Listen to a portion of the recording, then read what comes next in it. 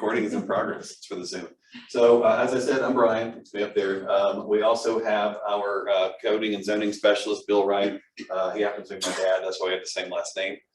He's a land use attorney, because we know that what we're actually working on right now isn't just dreamy visionary stuff. It's actually the rules and regulations that will govern development in the future. So we need to make sure we've got somebody who understands the land use law side of things. Project director is Jessica Wilson, who's over here, and project manager is Jared Schaefer, who you probably met in the hallway, and then our graphic designer who will be making a document that you actually want to look at, even though it's a zoning ordinance. Gortza will be working on that as well. So we are fortunate enough to get to work all over the country, but we also are fortunate enough to be able to drive to you tonight because this is a local project for us. We're just over in Franklin. And so that's great. I did not have to get on the airplane to come see you tonight. I love that. It means I'm going to go home. I'll be able to tuck my kids in bed tonight. So thank you for that. Thank you for being close. But as I said, you know, we get to work all over the place, and it's good because we you know, write zoning ordinances and comprehensive plans and downtown plans, and we even work for developers as well, so understand kind of what they're looking for, and you know, the things that when they give you a sob story about, oh, this thing doesn't work or that won't pencil or whatever, we understand like exactly what that means.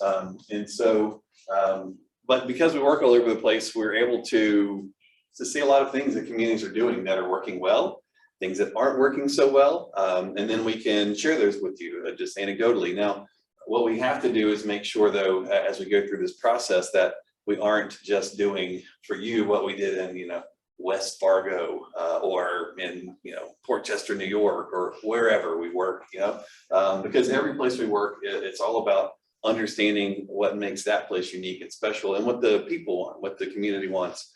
So that's what we seek to do, even though we get to have this sort of experience from across the nation. Now, from our perspective, even though we know how to write zoning ordinances, one of the most important parts of our team are all of you, the community, because you know this place in a way that we never can, because you live it, you love it, you breathe it every day. And so, you know, we are really just impartial third party. We don't have, you know, a dog in the fight, as we say. We don't know what you want, where you want to go, what the issues are even yet. So you're going to teach us that as we go through the process. So you may have questions in the Q&A that I say, I don't know yet. Not a lot of consultants like to say they don't know, but I don't know everything. And that's why our process is set up as it is. So it's very much about getting input from the community, meaningful input, not just input so you feel good and then you know, go home and then we write something else in the zoning ordinance. But we don't have any preconceived notions about what you need. So pop quiz really quick. Anybody know how many zoning districts you have? I got an 8 here. Anybody? I got 5 over there. Okay.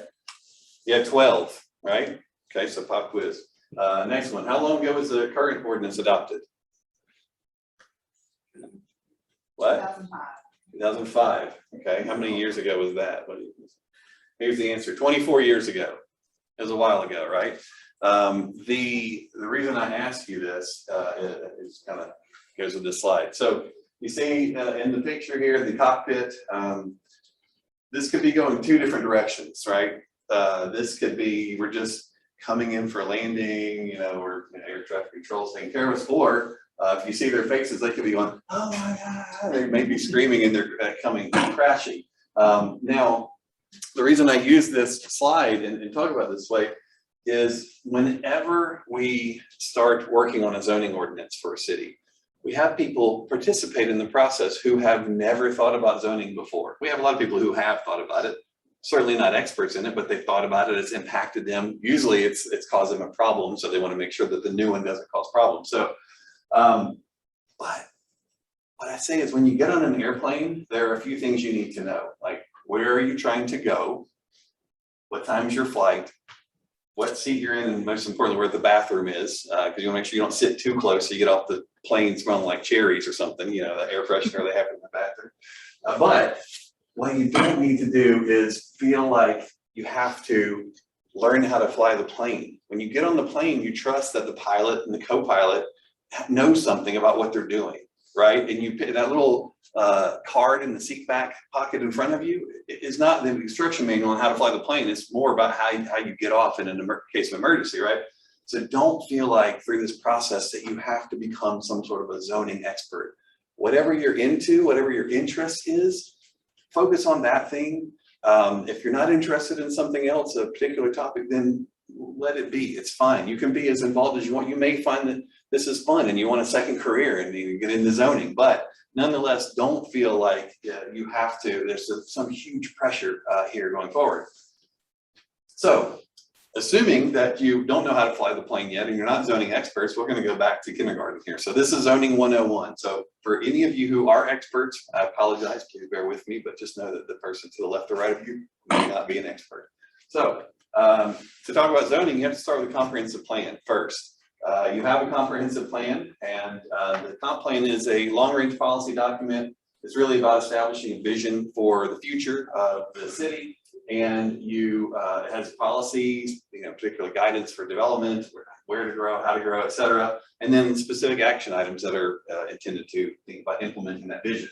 So in your current comprehensive plan, there are several goals. So I'm going to read them quickly in case you haven't been studying your comp plan. Preserve and enhance the existing small town character of Nolensville. So the first thing in there talks about character, right? We're going to talk a lot about character through this process. Create an interconnected multimodal network, balance of mix of uses within the existing commercial area around Olden Drive, develop a wide range of housing opportunities, protect and enhance natural resources and beauty, work with the county to meet all the needs of the residents, encourage development to provide jobs for residents, provide for the continuation of well-designed, well-planned development of the town. So, when we're writing a zoning ordinance, the role of the zoning ordinance is to implement the vision that is within your comprehensive plan. If you have a comprehensive plan, then it was, went through a process, and so we are assuming that it is sound, right? And so we don't have to think through like, do we like these things? So we're taking these for granted. It's not that old. 2017 is not 24 years ago like your zoning ordinance. So. What is zoning? It's really the way that the city separates and groups land based on typically uses as different rules about what you can do, what you can't do with your property, but it doesn't cause things to be built. So a lot of times when we go through this process, one of the things people get concerned about is they think as we talk about the future of growth and development that somehow we are flipping the switch and we're turning it on and now development will occur as a result of whatever the thing may be that shows up in the zoning ordinance. So it really, it doesn't do that. It just guides and limits what you can do. So the thing about zoning is that, that number one item from your comprehensive plan about character, zoning typically doesn't care about character, right? So zoning can give you this, or it can give you this.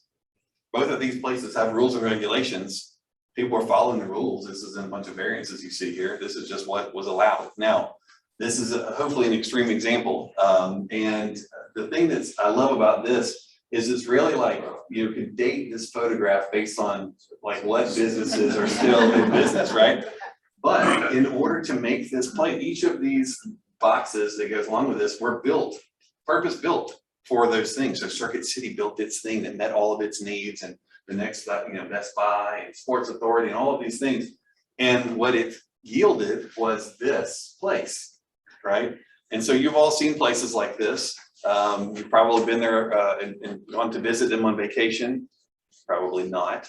This is actually more like the place that people go on vacation for some reason, but we end up making our cities and towns be more like this. So the way that the zoning typically works in most cities around the country is it separates uses one from the next, like just relentlessly. Everything you have to separate. The reason why that started was because at some point in time, we didn't have all the protections in place. And so somebody could pop up a factory next to your house that could kill you, right? And so we're like, oh boy, we need zoning, right? So let's move those factories out. And then all of a sudden we just like, hey, it's just kind of an easy framework to use. And when somebody comes and complains about what their neighbor's doing, we'll make a new zone and we'll prohibit that thing from happening here or there or whatever. And so you see this happen. So you end up with different pods of uses. And so here's a commercial pod. And again, these could be any place. Who knows where they are. Here's an office pod. Here's a single family housing pod, a residential pod. Here's a multifamily pod. So they're even though they're both housing, they're different pods. This is what we call the train wreck apartment layout. So all the kind of derailed happen here. And so a lot of times we hear people in most cities we go to, they say, oh, we don't want multifamily. And in their mind, they're imagining this instead of thinking, like the beautiful historic apartment homes that you see fit in these historic neighborhoods, because this is what most of the time apartments look like these days. So here's this is a school pod. This is not the insecticide factory or prison, but this is how they look. Now, there's a difference though in how these pods are set up now, or how they used to make towns and cities and what they do now. So when you have a complete community, there tends to be the opposite of what you see with these pods. So at the bottom of this cartoon is what you just saw. So here's a work pod, here's a shopping pod, here's a school pod, here's kind of a home pod that snakes around. Now, what you'll notice is that they have very carefully separated each of these uses one from the next. So the infrastructure doesn't connect. And so anytime you want to do anything, you want to go from your house to work, you get out here on the collector road. You want to go from work to the shop, collector road, and back home to school, etc. And so every trip you make, you have to get on the major thoroughfares and start causing traffic, right? Whereas on the top part of the slide here, you see how towns and cities used to be made, where all the streets connected, all the uses were sort of mixed in, and you could get to any of them in a multitude of ways, and you never actually have to get out on the collector road unless you need to go to the next town or neighborhood over. And so this, we had a shift sort of after World War II, where we moved from doing towns and villages to more suburban auto-focused kind of things. Now, what we see is that a lot of places have a little historic core, and people like, I'm from Franklin, like I said, and people talk, oh, the character, the charm, we're in Southern Living every other month, and people come and hang out in Franklin. And you say, well, what do you love? And they say, the small town charm. And I say, where? And they say, well, downtown. And I was like, you mean the 16 blocks?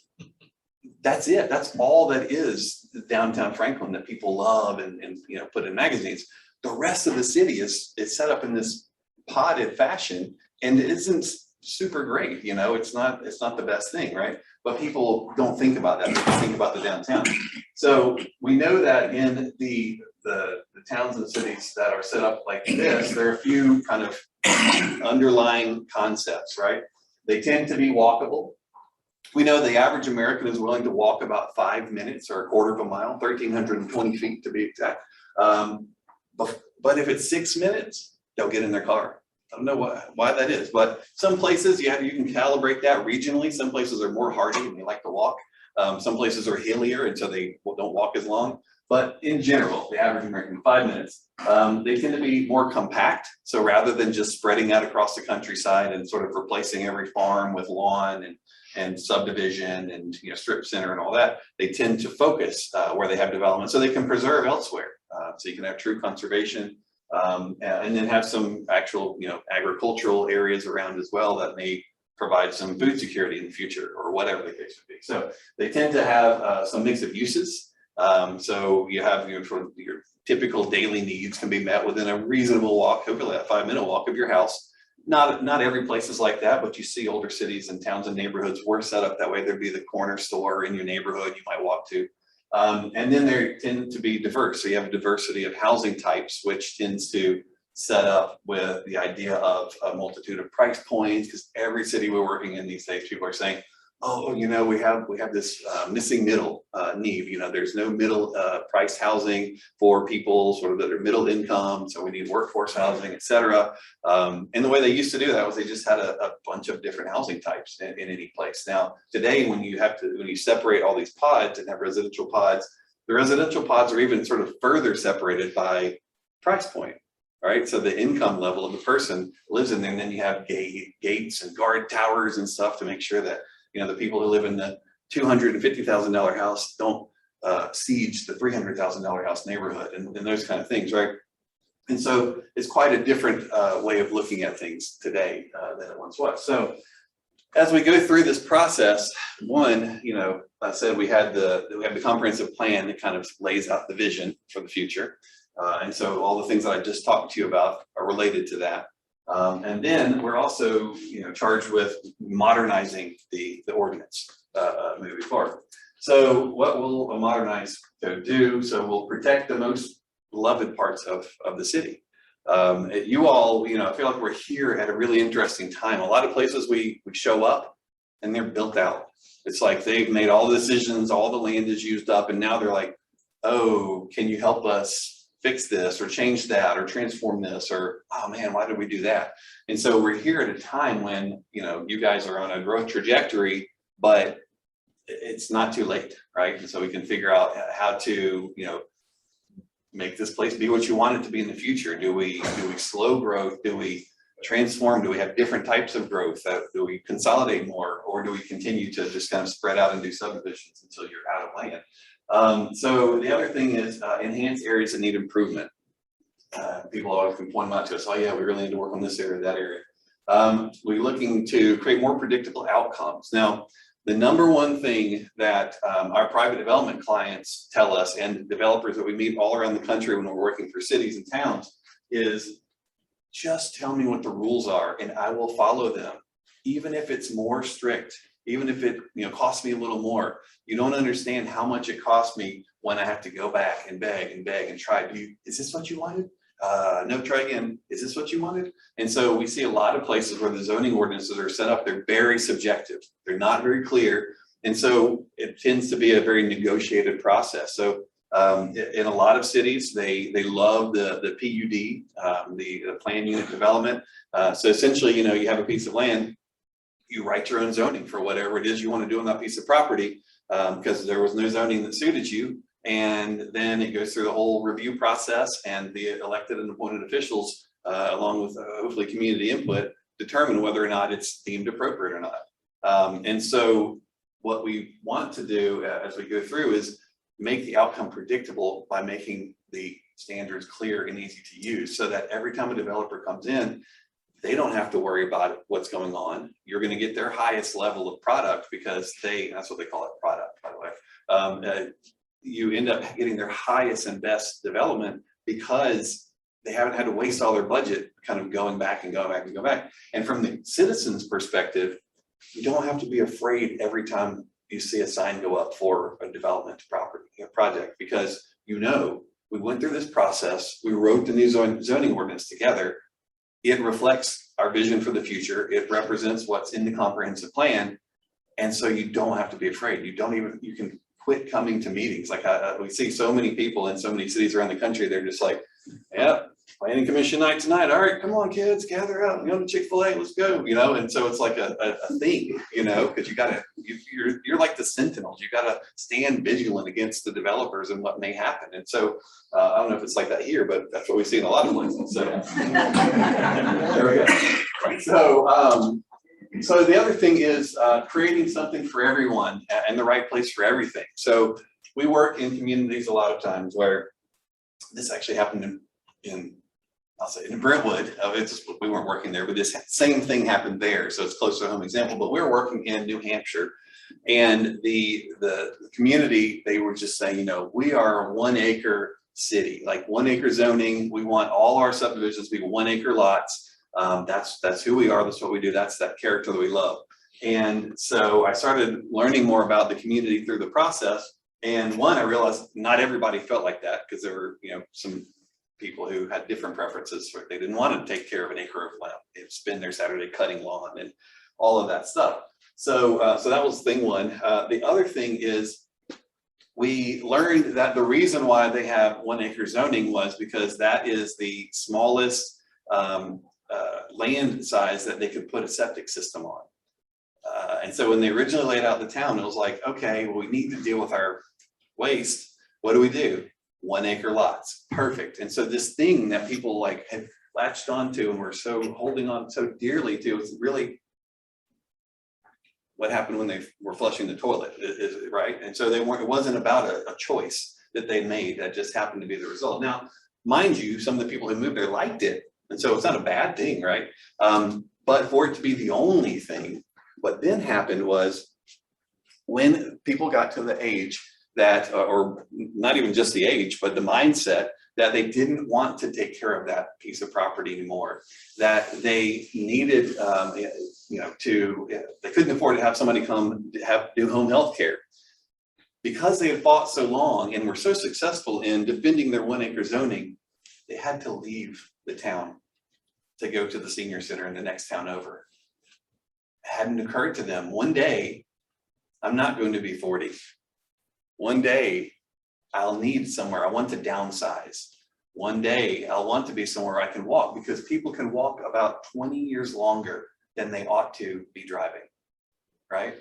And so, on average, not everybody, but on average. So anyway, the idea of having a lifelong community is something that it really resonates with a lot of people. And it's not immediately apparent to you because you tend to focus on the stage of life that you're in right now. So we see people who, they'll have fights about school funding or whatever. And a lot of the people who are adamantly against it are people who used to be on the school board, but now their kids are gone.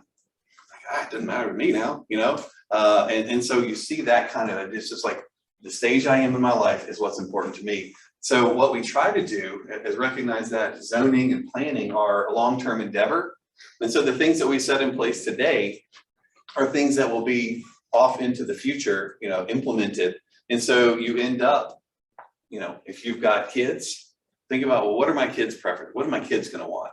If you got grandkids, what are my grandkids going to want? And also think about, what do you want? It's okay to be a little self-interested. That's just human nature. And you're here today, so why not have it be great, right? But we have to think long-term as well. So something for everyone in the right place for everything. Then also looking at balancing different modes of transportation, as some of your comp plan goals talk about that. Enhancing the economic viability of the area. One of the major things that when we were writing the new zoning ordinance for Franklin was that they were worried that Cool Springs, which is their economic engine for the city, downtown is great and it brings in a good amount of money, but Cool Springs is really where the tax base comes from. But it's built of a certain style. It's the old suburban office park that's not in fashion these days. And so what they were worried about was that they were going to start slipping economically and not be able to fill these places. And so even a place that's just doing as well as Franklin is thinking about zoning as an economic development tool to move forward. Now that doesn't mean as an economic development tool you just have to grow like crazy, right? Because we've worked in plenty of places where people are happy to see no growth. That's the thing one, no growth. We just are working on a private development project on Amelia Island, which is a barrier island off the coast of Florida there. They didn't want one more human being. They had all come to town. I moved here 2 years ago and I did not move here to see this place change. That's what they say. And our client was like, well, we have this property and it has zoning rights and it's, and so we got to draw a great plan and the people are like, oh, this is great. We like this. Oh, wait, there's people that are going to live there? No. And so anyway, it's not all about growth for growth's sake. And then we need to make sure that it's easy to use and administer, easy to use for not just developers. What we see so often is because zoning ordinances are so complicated and so cumbersome and gigantically thick, that you only can use them if you're a professional developer who can, afford to hire consultants and attorneys and all of that. And so the average citizen who happens to have a piece of property or the family farm gets left there, whatever, it's too complicated, right? And so you're like, well, shoot, I don't know what to do. I'll just sell it. And now that's that. So we want to make sure that it's easy for staff to use and for just everything as well. So part of the process is this is a really cool place we get to work on a zoning ordinance for. This is in Portsmouth, fantastically historic city. You've never seen a place where people cared more about not messing it up, not ruining. Obviously their character is very different than what you have here, but it was important. So we had to go from understanding kind of the postcard picture to, the nitty gritty, right? Boiling it down, what's going on here. So moving from that, from the vision to the understanding. So our process is set up. So we'll actually go out in the field and measure things. We call it synoptic surveying. So you'll say, here are the places we love the most. This is great. It's beautiful. We go out with a measuring wheel and figure out, okay, well, what is it about this that people love? What's the DNA of Nolensville? And so when you, like right now, if you look at I could have put this in the pop quiz. If you look at setbacks in any of the zoning districts, say, well, why is that setback what it is? I don't know, right? Nobody knows, right? It just probably, came from downloaded from somewhere or whatever. We want to make sure that nothing we're doing is really just is arbitrary. We can say, oh yeah, here's the setbacks, here's the heights, because where you told us you loved, and that small town character that the comp plan talks about, this is what it looks like in a table, right? Then we do a translation. So we look at your current zoning districts. And so for a city like this, that's, kind of not developed compared to a lot of places we work, to have 12 zoning districts is a pretty good number of zoning districts. It's not crazy, it's not the worst, but we look for opportunities to consolidate. The thing I always talk about is we'll see in some cities, there'll be a B1 zone and a B2 zone. I said, what's the difference in B1 and B2? Well, that's bakery 1 and bakery 2. Well, what's the difference? Well, bakery 1 does donuts and bakery 2, you can do bagels. Like, aren't they both just like baked goods with a hole in the middle of them, right? Well, the bagel's hole is much smaller and you can't really see through it, So you don't need a separate zone for that. So you get the idea with some consolidating. And the same thing with uses.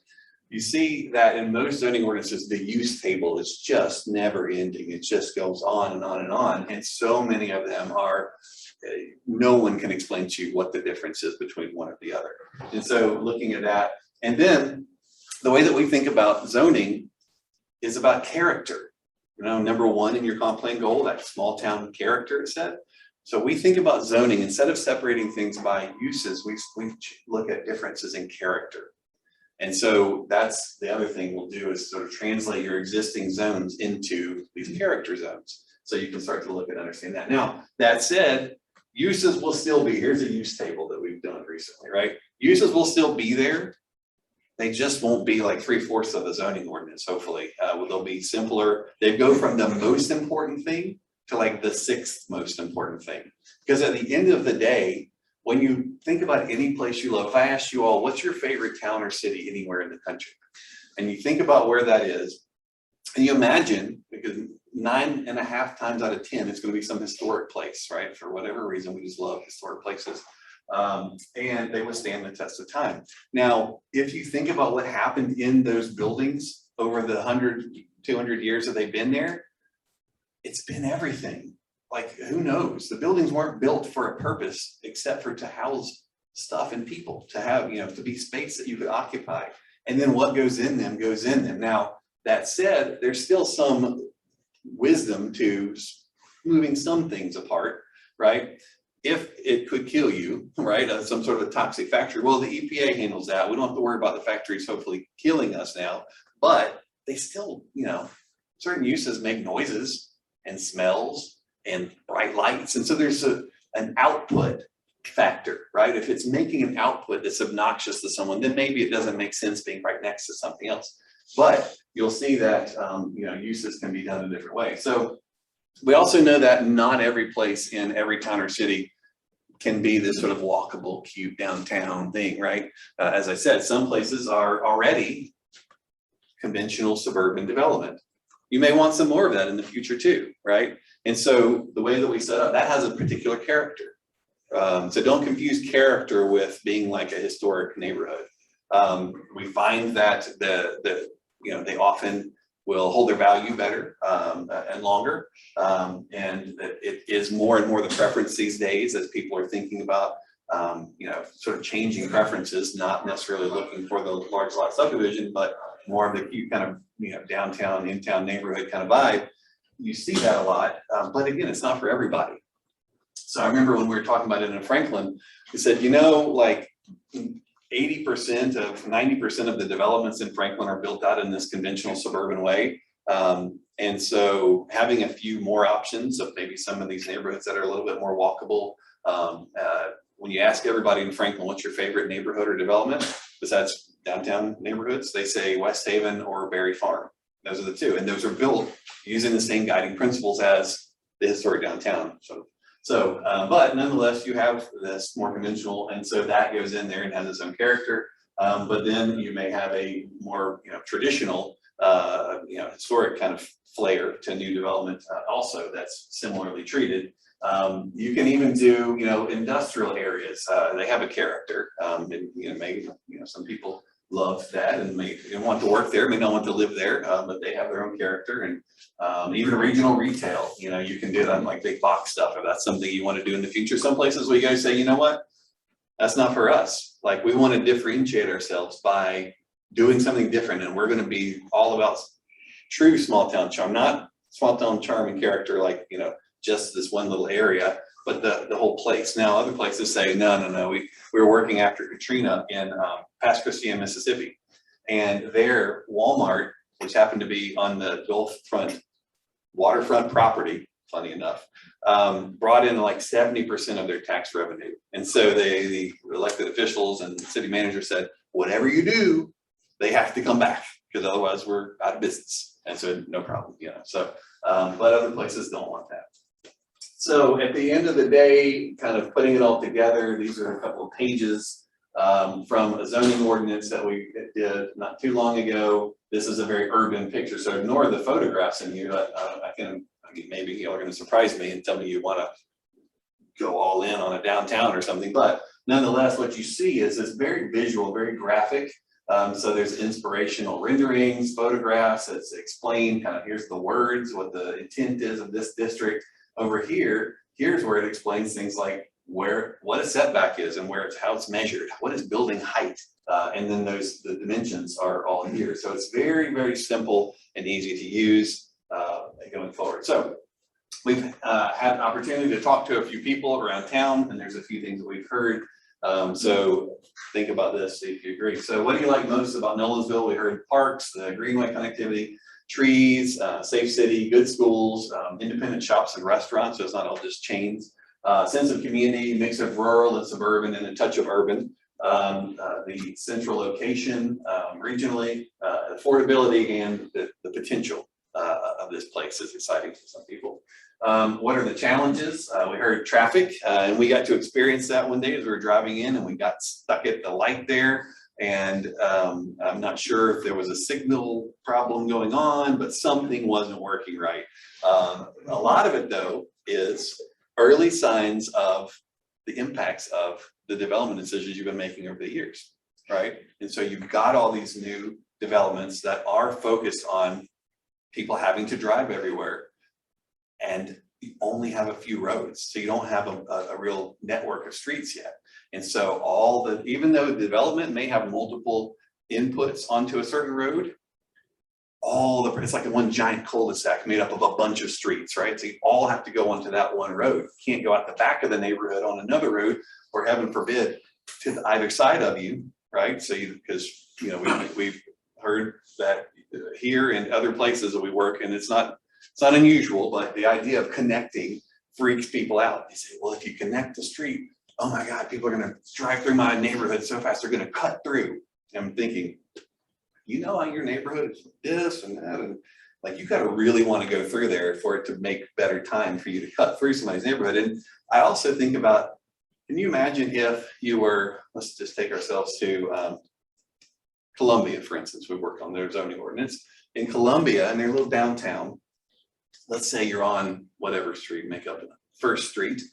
Imagine ever having the thought, if you lived on First Street, that somebody's cutting through my neighborhood. You'd never think that, because all the streets are there. They're just a grid. We all use them together. It's not this potted, separated thought process that has kind of been happening for so long. So you cut off that connectivity to keep from having the cut through. If you vote for that, if you like that, then you've now given up your right to complain about traffic, because it causes the traffic. Those two things are connected. Those things already collapsed. So those things are connected, and it's just not common. It doesn't sync up in people's mind. It's just not, it doesn't seem to make sense. But what I always say to you is, remember, you are your neighbor's traffic. When you're sitting in traffic and you're like, I can't believe this traffic. The person next to you saying the same thing about you. So, all right. So the housing is outpacing other growth. We've heard lacking infrastructure, needed to grow. growth pressures and how to handle it. But this is, sorry, I had a little side note there, but this is the challenges that we remember. So growth pressure and how to manage it, lack of multimodal transportation options. The zoning is out of date. We're here for that. No zoning that allows a mix of uses or densities, and no opportunity for more small retail.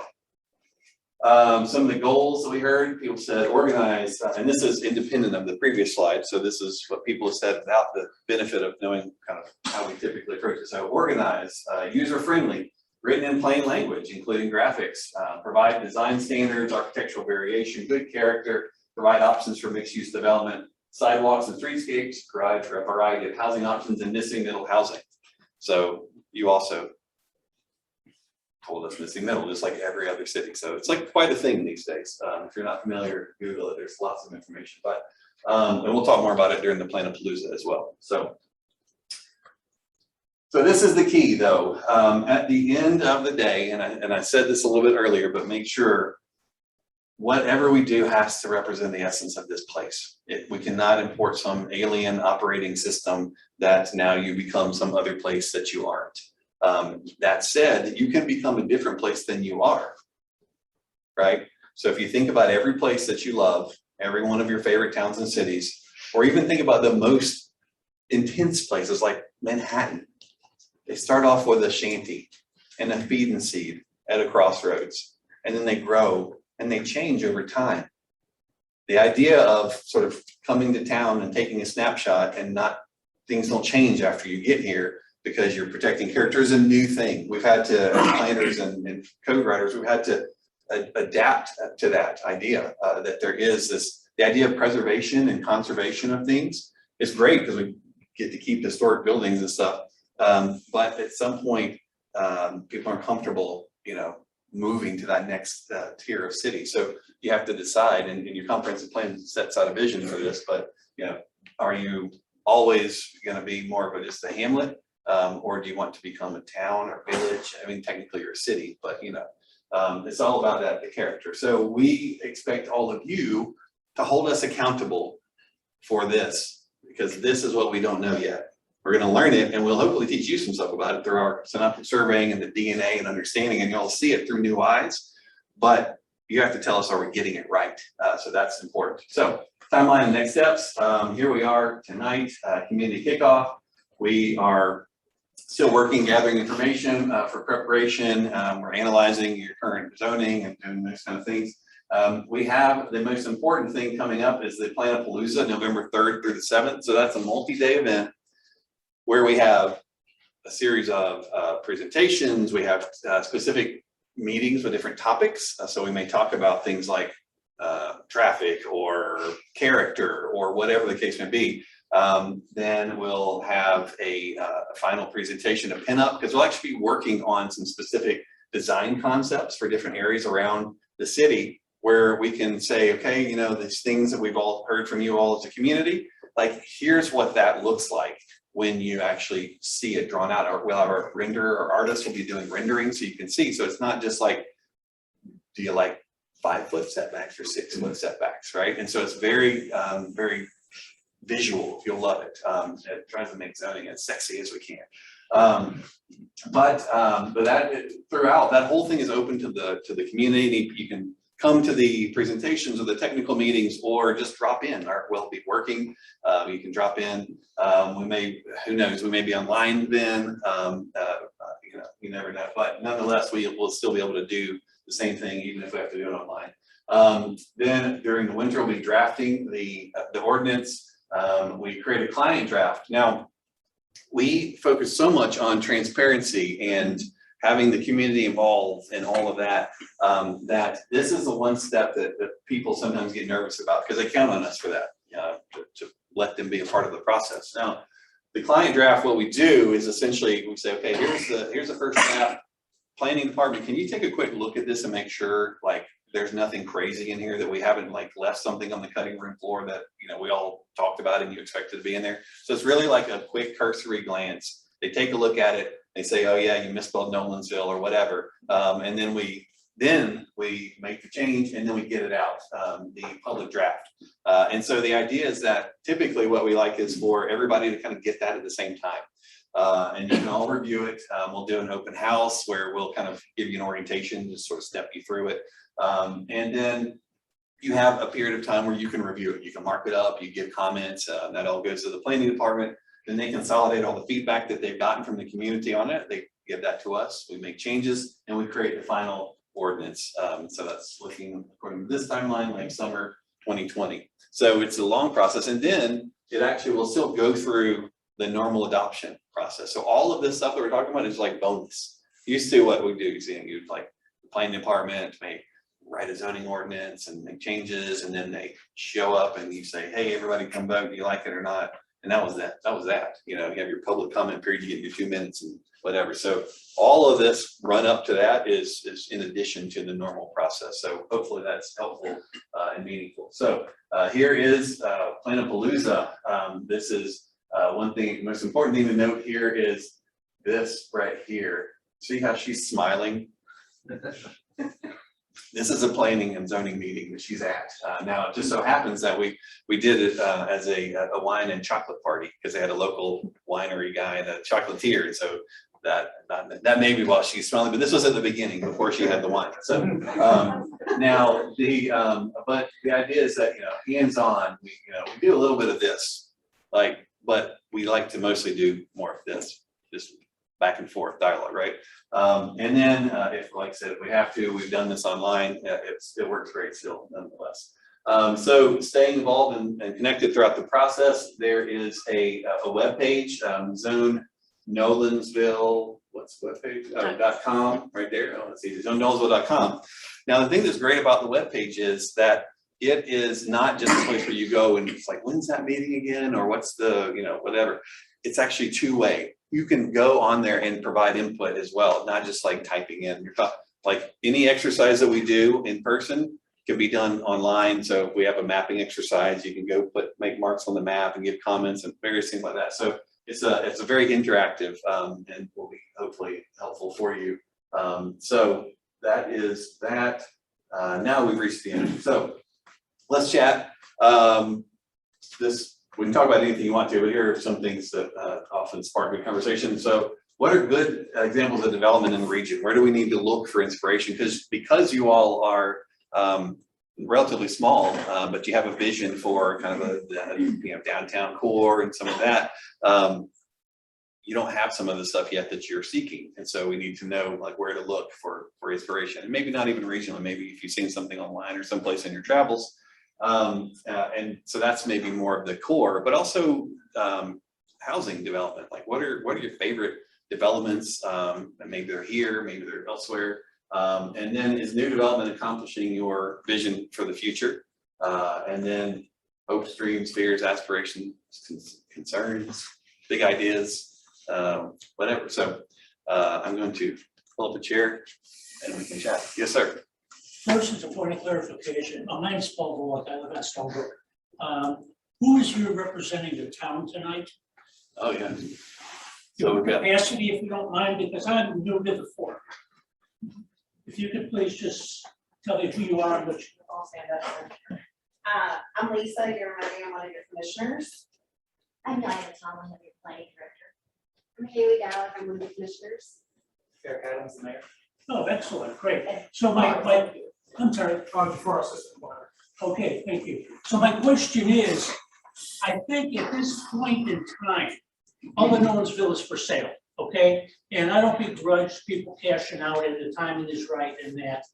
My fear is that we are right on the cusp of making some really potentially significant, possibly very poor decisions regarding development and plopping things in places. And my fear is that this process is going to be assured by a lot of sneaky developers trying to sneak in and plant their developments before we have a chance to go through this process. I think we all agree 24 years is way too long in this climate there. So my question to the town is, would you entertain adopting a moratorium on zoning changes and annexation until this project's done? It's only 9 months. until it's out there.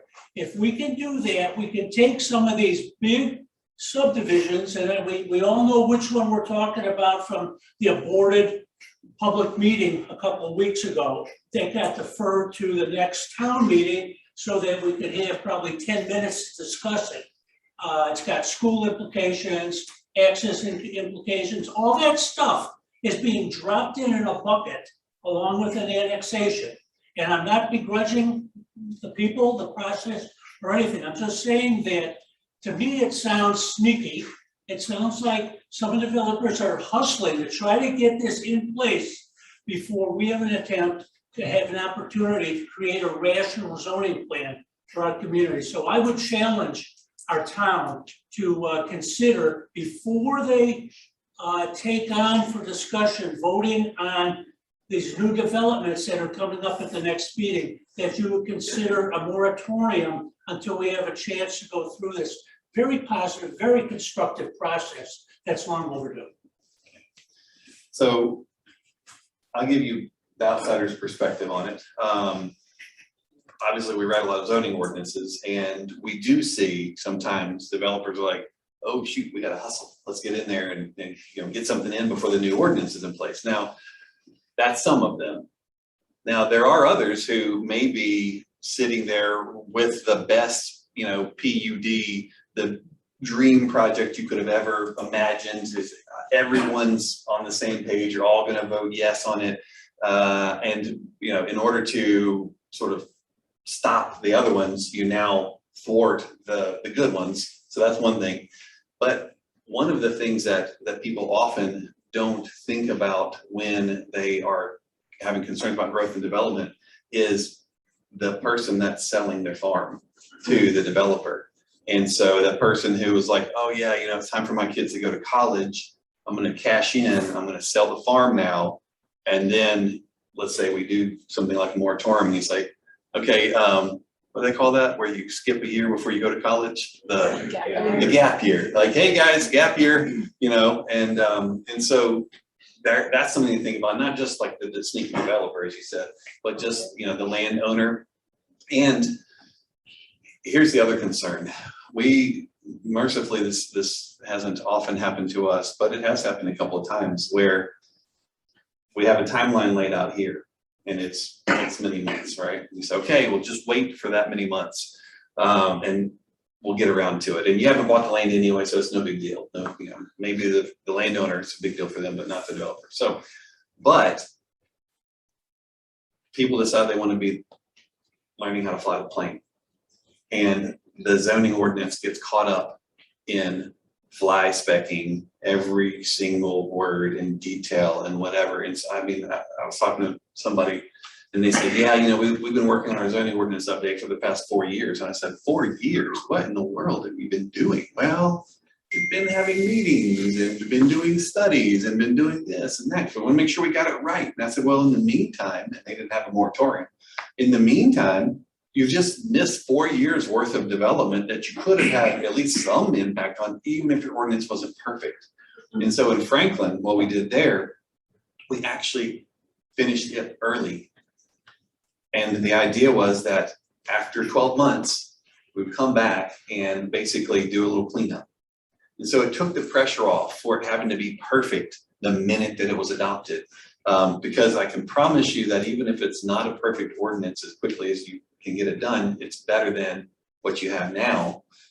So if you're going to consider something like that, it seems only fair that you make a commitment to be done at a certain date. But it's a pretty extreme thing. It'd be very rare. I know you guys have done a moratorium before, so it's very bold. It's very rare though for them to happen around the country. So it's a fair point though. Yeah, but we've got, the thing is, the timing is now. Otherwise, we're gonna be dropping another 500 resident units right square in the middle of town without adequate discussion to vet the infrastructure, the implications. I just asked the other day, can our post office handle it? I don't know, does anybody care? Yeah. And so I think having, with all due respect, having a experienced, competent consultant will help us avoid the bad scenario you described, and you also described a desirable one in that. So that's really what you're paid for. Hopefully, we will keep meeting your expectations. Yes, sir. So along that same line of questioning, what is your experience about during this interim about towns who changed their zoning ordinance for certain developers in areas? I know you talked about a moratorium and that has its good and bad points. You obviously do that, but even if you don't do a moratorium, do you find in your experience that towns stay with what they've got until you come back with your plan, or do you find towns changing them left and right? Yeah, I mean, we definitely find towns, cities that are much more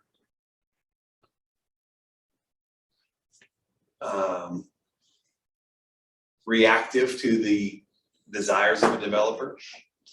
Now, when I say that, you notice I've thought for a minute, I don't even know if I came up with the right terminology there, but when I say that, I don't mean, you know, sometimes you hear, well, we're too developer friendly or we need to, you know, whatever. But what we find is that places who are okay with growth will often grow, but it's not in the way they meant to. And so they're basically letting their city or town be planned one PUD at a time by the development community. And so the benefit, I think, of this process is you're going to find that the way that we write zoning ordinances, they're very clear and they're very direct. It's like, here's an intentional outcome in these areas according to the comp plan and community input and all that. And so you nearly have to, the biggest challenge really is as you go through the process, deciding how serious are you about protecting your character or creating the character you want in the future, versus you say, well, here's a developer and we need some growth and we need some development. So, okay, I guess. And they change a couple things and they, I find that in the communities that are the most loved, that are the most successful, they tend to have standards that are pretty robust. And I don't mean like, oh yeah, your approved materials in the city are either marble or golden bricks, right? I don't mean like you have to add a bunch of expense to development. When I say higher standards could just mean like there actually is a discussion about the proportions of buildings when you're designing a place, or the fact that, let's say, we know that when you do a visual preference survey and you ask people what they like, this thing or that thing, they're going to pick downtown Franklin over Cool Springs every time, even though they may go to Cool Springs more often because that's where it has the stuff they need. And so if you are creating standards that are more directive and more rigorous, and developers are then bound to follow them rather than just granting a bunch of variances and all of that stuff, then it actually has an impact. It will slow development some, right? And so you have to decide, are we okay with that? It means that instead of just getting, a national builder coming in, just cranking out what they do in every city or whatever, you may get more local or regional builders who are building things that are more focused on character and charm, because your standards is self-selecting clientele, if you will, development community. And so not only have you slowed down growth a little, you haven't stopped it, but you slowed it down by having these better standards or more rigorous standards. But you've also ended up, at the end of the day, you come 20 years from now, 10 years from now, or 5 years from now with y'all's growth rate, you go like, heck yeah, this new development actually added to the character of the community. It didn't just add rooftops. And so that is the magic. That's the thing that's so often lost. And that is why communities are so often concerned about growth and development, because if you take out that farm, you get rid of that forest, the trade-off isn't a fair trade. You end up with just another generic subdivision instead of something that you, at least a farm field is prettier to look at, or a woodland. But if you got a proper and true neighborhood in the truest sense, not a subdivision, but a neighborhood, or you got a new downtown or whatever, you might be willing to make that trade, as people have throughout settlement together. So, yes, ma'am. Okay, so I'm going to go through your slide here a little bit. So good examples of development in the region. If I had to pick where I could live right now, for having 2 kids in my house, anywhere in the area, it would be West Haven. That would be the place I would live. And why? Because I can walk to lots of cool things. There's schools in the neighborhood. I live in Summerlin right now, so I can walk to my school. I can walk to my church. Pretty soon, I'm probably gonna be able to walk to my grocery store Wow. and some restaurants. So that is exciting to me, that I don't have to move to West Haven, because I can stay right there. Yeah. As far as goals and hopes and dreams, when my husband and I talk about where we want to live when we retire, we always talk about downtown Franklin.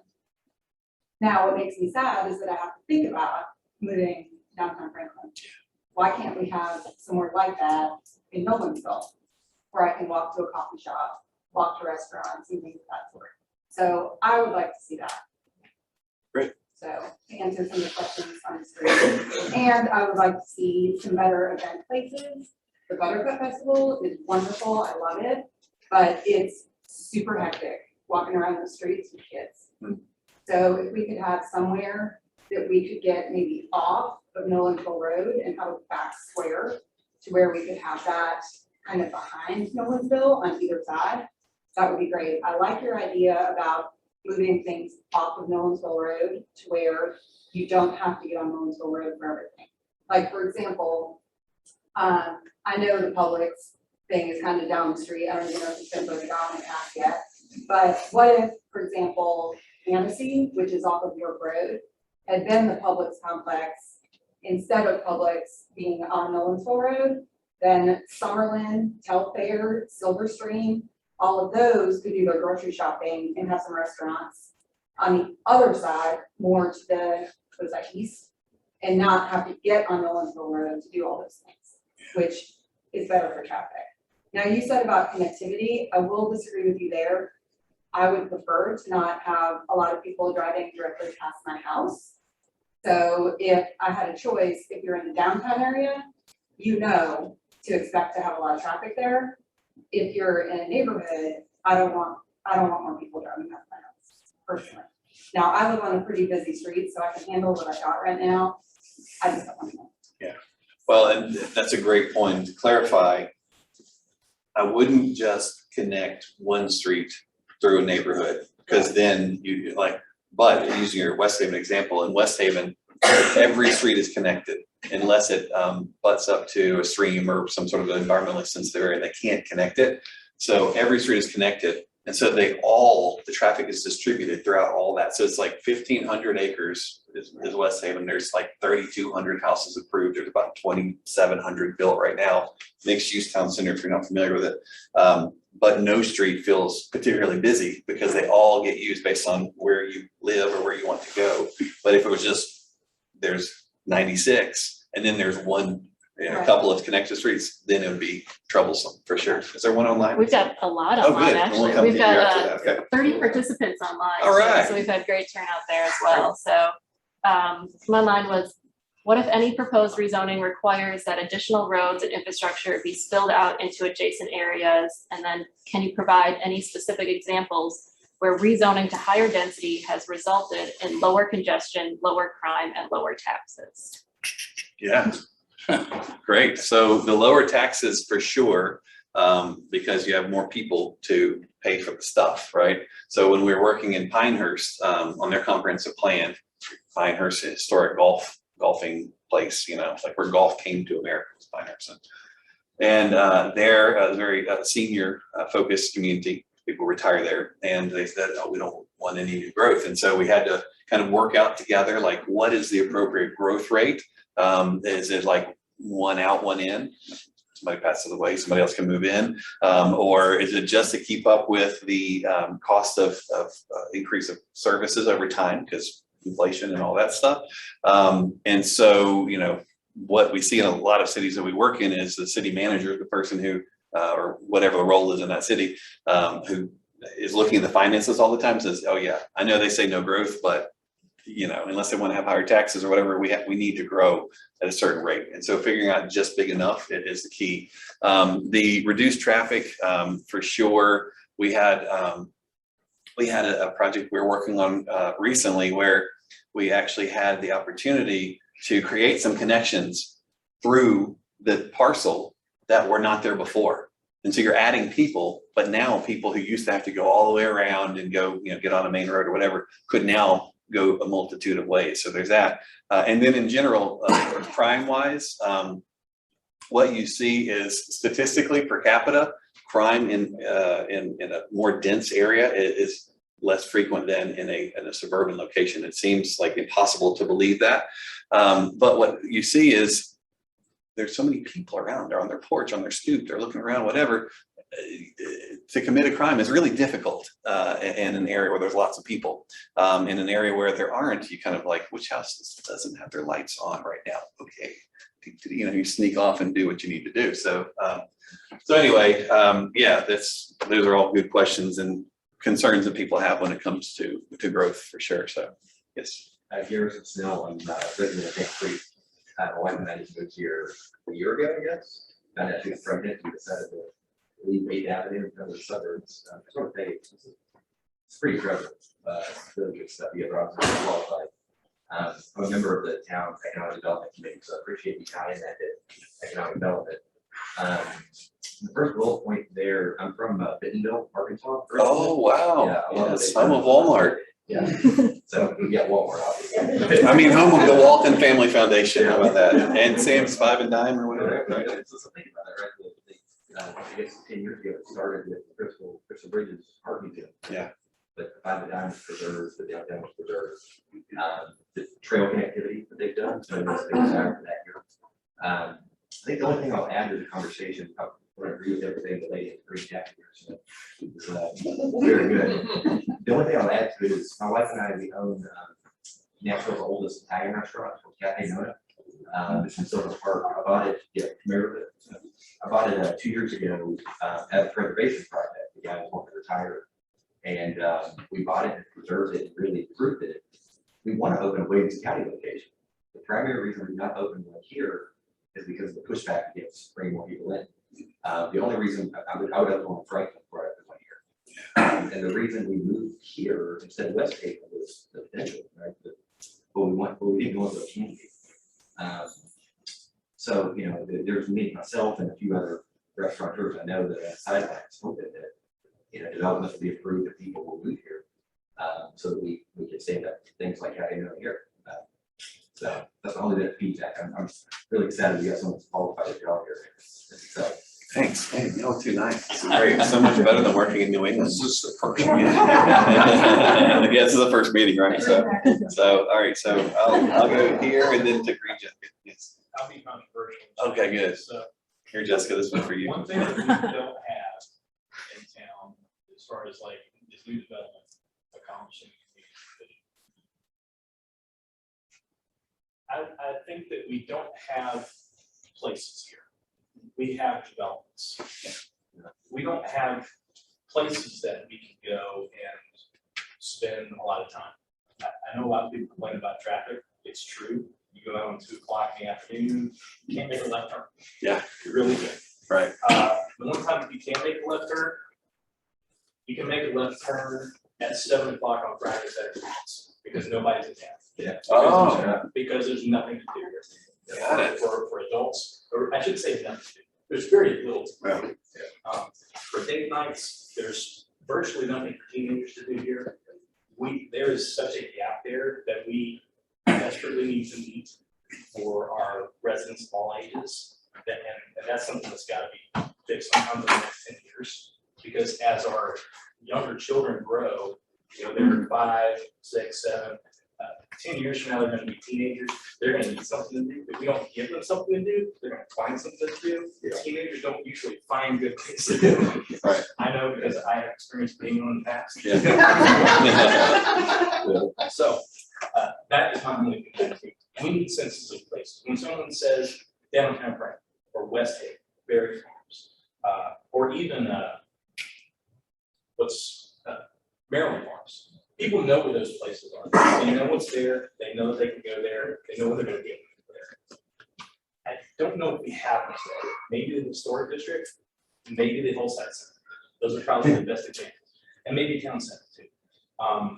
But there aren't places where you can spend hours upon hours, spending your dollars, getting that sales tax revenue. And there's a gap there. Yeah. That's my thing. Thank you. Yeah, one thing we see in a lot of places is when I talk to people, I say, you know, what do you think about your house? You're like, yeah, you know. Why didn't you get your dream house? Wasn't here, wasn't offered. I don't mean here, I just mean all over the country. And I say, well, why not? You know, if you just, they say, well, I just got what was available that, you know, I had this many kids, I need this many rooms and the square feet and, you know, had the best, coolest granite countertop or whatever the thing was that, you know, that was what they had to sell. And they had the, you know, the guard at the, you know, and the guard tower with no guard and the, maybe a punch code you can get in and stuff. And so it was like, nobody was really, you know, living their best life, if you will. And so when I hear that, I'm thinking, man, I wish I was a developer, because there's a missed opportunity in every city we go to nearly.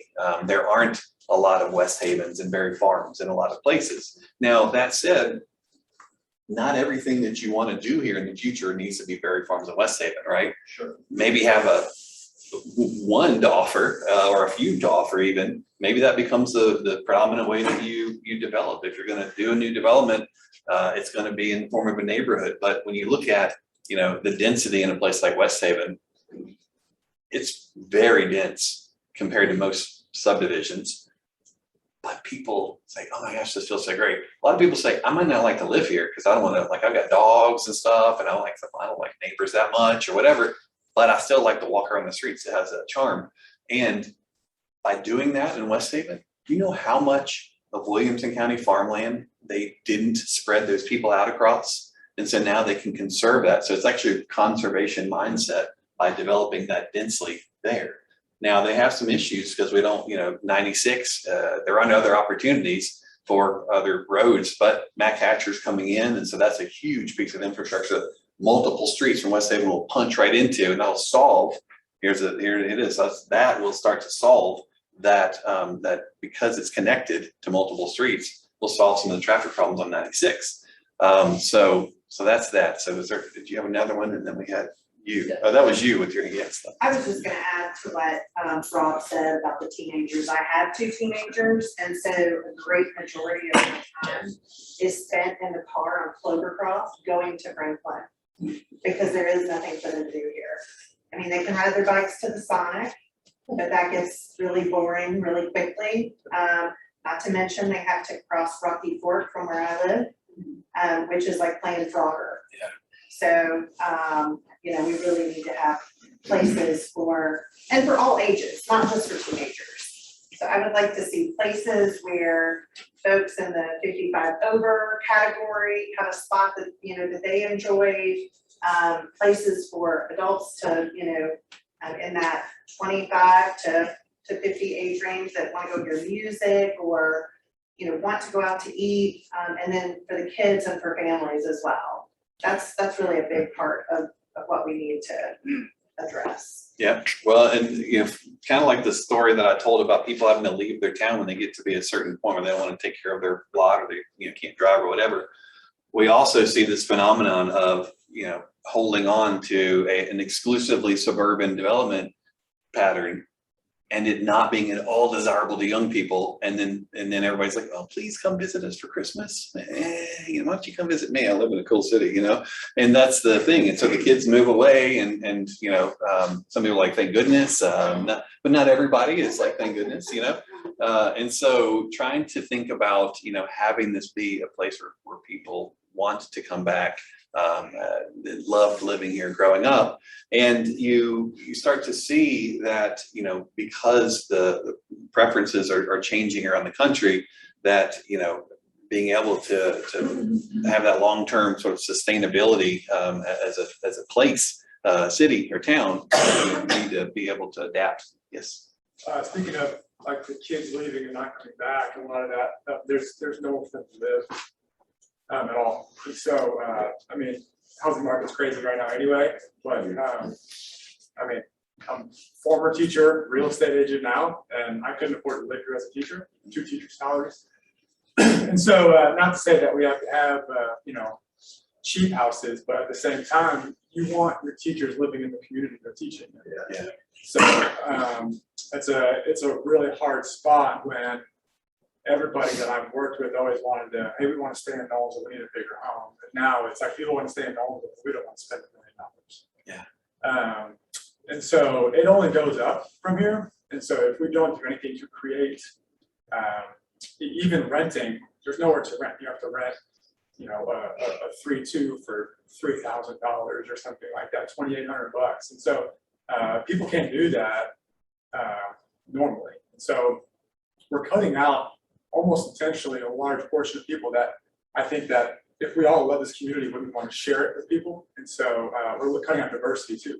Yeah. So we're creating a really unfortunate bubble here. Not housing market, just unrealistic bubble. Yeah. Well, and a lot of times what we see when people are concerned about, you know, sort of having more diverse price points in housing and stuff is, you know, they say, well, it may make my house less valuable if we have other houses in the city that are not as expensive as mine. And it's not at all true. What you see in these areas we talk about as most loved is a variety of housing in the areas that have the highest price per square foot. And it's not that if something smaller or less expensive is next to you, or even a commercial use. Like you'll see the houses that are closest to the corner store in a neighborhood done well, like a store neighborhood, are more expensive than the houses further from it. And so all those sort of rules of thumb of real estate kind of go out the window. But in to your West Haven example, the prices were getting expensive. And so what they did was they said, you know what, we have a school in the neighborhood. Wouldn't it be great if teachers could live here? We have a fire department in the neighborhood. Wouldn't it be great if firefighters could live here? And so they took a street and they said, on this street, we're going to set it up a little different than the other streets. They narrowed it up a little bit so the street wasn't as expensive to build. They made the row houses on it, and the row houses were a little bit shorter than the very expensive row houses that were there, but they're the same materials, the facade looked the same. And so when you go on that street, it doesn't feel like, oh, this is the affordable street. It doesn't feel like that at all. But it just so happens that by square footage and some of these smart moves by the developer, they could offer something that was more affordable, at least for a while. So, yes. Well, I'm just wondering I'm a social worker, so no one needs to tell me about salary. So I'm a medical social worker, so I appreciate all of that. I'm also though just wondering, and I don't know if this is a question that you can answer, but how much control do we as a town really have over what the market is dictating? For example, Greenbrook, those are townhouses. The rent on those is at least $700-800 more than my mortgage. And supposedly that would be affordable because they're townhouses, they're half the square footage of my house. You know, my children's father, has roommates with 2 firefighters from Nolensville. But just down the road in Antioch, they can't afford to live on their own in Antioch. So I hear that a lot, and I'm certainly not insensitive to it. For me to continue to live in Nolensville, I work 3 jobs. So, but what I'm saying is, how much control does the town really have over what the market is dictating now, regardless of the size of a house or really even location? Because really anything in proximity of Nashville is, my house now would go for about $500,000 if I wanted to sell, which is absolutely ridiculous. It's nonsense. My house is not worth $500,000.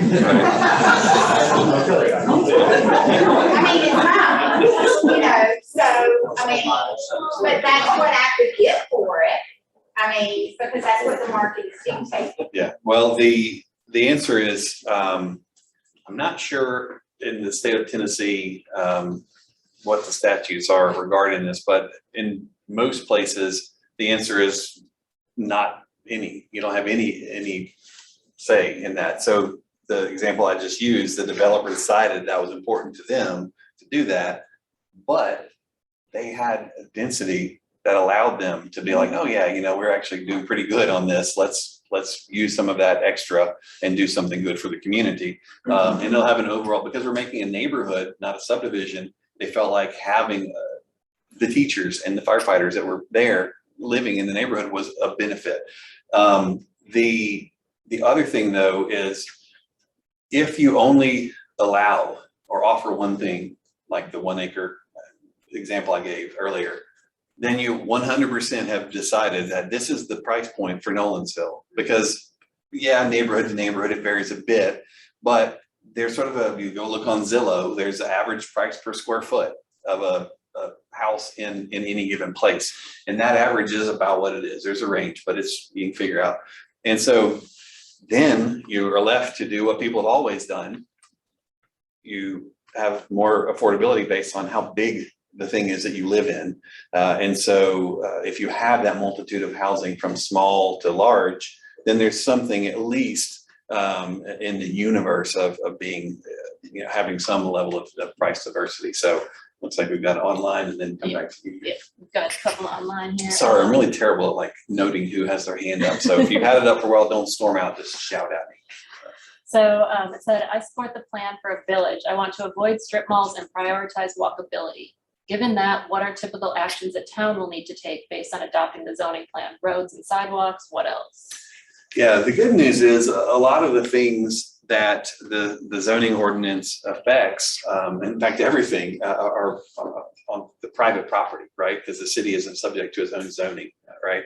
And so hopefully you'll follow like we worked in one place where they were like, we're going to make everybody have these, you know, super uber LEED certified green buildings, all new development. And then they go build their new police station and it was like not a hint of green, except for maybe the paint, right? And so they weren't even like following their own, you know, standards. And so that's not really leading by example. So the developer's like, you know, let me see how I can get around that. But what you do is setting up the whole process so that the private development that occurs is creating that character and that vision. Because think about it, the places that you love right now in your historic area, and the places that you love in Franklin, the historic parks, somebody built those as a for-profit endeavor. They were developments essentially. And we don't think of it like that. We just think about this charming, lovely place. And so the development there was not, it's not like the city forefathers went and built Main Street in Franklin. A developer did, and they were allowed to do so. And so we're going to set the stage with the zoning to create that character that you all want, and then those who are in the private sector will come and do it. Now, there are things that you'll need to work on, like your street standards and things, because we know that if you want to, as the Zoom participant said, have a walkable, safe, you know, place, the streets that you find in a conventional suburban neighborhood, the ones that make people concerned about cutting through and the ones that need speed humps and all that, they're too wide.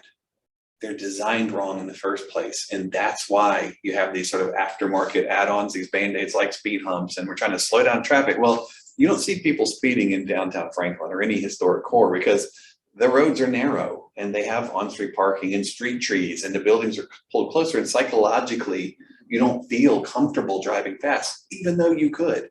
It's just, you have this friction, right? And so as you think about that moving forward, there are some things that the city may do on their own roads that could help make this vision happen. But a lot of, you know, the roads typically are also these days in a new development built by the developer, not the city. So hopefully you can achieve the character you want in a low cost option because it's being paid for by others. So, yes. So I've heard a couple times people say, you know, we want places, things to hang out and so forth, and I concur with that. But then I'll read, you know, you interviewed some people and they say, well, they only want small local owner or small mom and pop shops and so forth. I think sometimes some of the hopes and dreams of this quaint thing doesn't fit up what we really do and spend our money on and want. Because sometimes the large corporations are the only ones that can come in and bring in this massive development, or a franchise can come and do that. So I just want to make sure I just hear we're kind of talking now on both sides of our mouth a little bit when it comes to those type of places. Yeah, that's a good, the mom and pop example is a good point. At the end of the day, I think what most people associate with mom and pop, there are a couple of things. One is like care and craft of the thing that mom and pop are, because they know that if they don't get it right, that's a big deal, like we lose the house or whatever, right? In a big company, it's not, that emotional attachment has been disconnected a long time. So, but the other thing people think about when they say mom and pop, they're actually saying the character of the place where mom and pop normally is. Yeah, there's some examples of like this amazing restaurant that happens to be in a strip mall because that's the place where they could afford to, but it's moving. As soon as they get, that strip mall is not its final home normally. It's rare that you find a mom and pop that is a beloved institution of a community on the strip highway. There are a few, but it's rare. So most of the time mom and pop are found, their natural habitat is this walkable, mixed use kind of cool place that people want. And so the big corporations and things can also go in those places. Somebody did a study, I may be using a book on this, of all the different locations where you can find a McDonald's. And you think, oh, well, like, McDonald's is coming to town, we're gonna kick their butt. Their golden arches are gonna be 2 feet shorter than normal. We're gonna really make them behave here. And then you go like, oh my gosh, when you go to Rockport, Maine, I think it is, Freeport, Maine, it's like these outlets, when I say outlets, you're probably thinking like you drive to the outlets and there's a big parking lot. It's kind of like a shopping mall, sort of. Not there. It's like outlets, Eddie Bauer outlet and LL Bean and all that in these like historic buildings in this, what was a dead downtown core, and they somehow have attracted them in there. And it's this wonderful, charming, walkable place. But the McDonald's in that area is in this historic colonial house. And it has a walk-through, not a drive-through. And there are the arches, but they're about this big. And it says, and it's a different font. And I don't know if they're even golded. They may be real gold. But nonetheless, there's a whole wide range of how you can get some of these things that may be more market realistic way out here, while you are way out here for now. But over time, then when you have the population that can support mom and pop, they'll come. The good news is for you guys, you have some already in spite of all the things I just said. You have these local, wonderful things that are, Martin's and whatever. I mean, it's great. So it's funny, I am the local McDonald's owner operator, so. There you go. There you go. You know the one. So you're ready. Your new zoning, you got these. I'm not very far now. So, yes, sir. I have a question. You spoke about roads. With the exception of the old Stonebrook subdivision, all the roads that I drove in West Haven are much wider than our roads in our subdivisions. Maybe from curb to curb, but when you break it down, what you see from curb to curb in West Haven is you have an 8-foot parking lane, then you have 2 travel lanes that are 10 to 11 feet, and then you have another on-street parking lane. Not all of them. Some of them don't have it. Those that don't, one are very rare, and 2 would be the overall width that doesn't have the on-street parking on both sides says that lane has been removed. It's not like just as wide. Now, the problem is in Franklin, the city got in their head that Americans don't park in their garage. Well, they weren't wrong, but the thing that they did as an antidote to that, to solve this problem, was to just accept it and to require a 22-foot parking pad behind every garage. So you'd have somewhere to put your car. And I say, isn't that what on-street parking is for? Yes, it is, but that's where guests park. I said, I don't know how many friends you have, but unless it's Super Bowl Sunday, the on-street parking spaces aren't as utilized as they should be. So if you do something like that, where you make somebody or give somebody an alternative parking space, one, it made the lots have to be 22 feet deeper, which had a development cost to it. And then now you have an impact of creating these walkable streets or attracting people to the streets. And now, except for on the streets that have townhouses, because the townhouses only have a 1-car garage. And so they tend to park more often on the street. There's a street called Pearl Street where at one end of the street, it's detached single family houses with 2 or 3-car garages. very infrequent on-street parking is happening on that street at that location.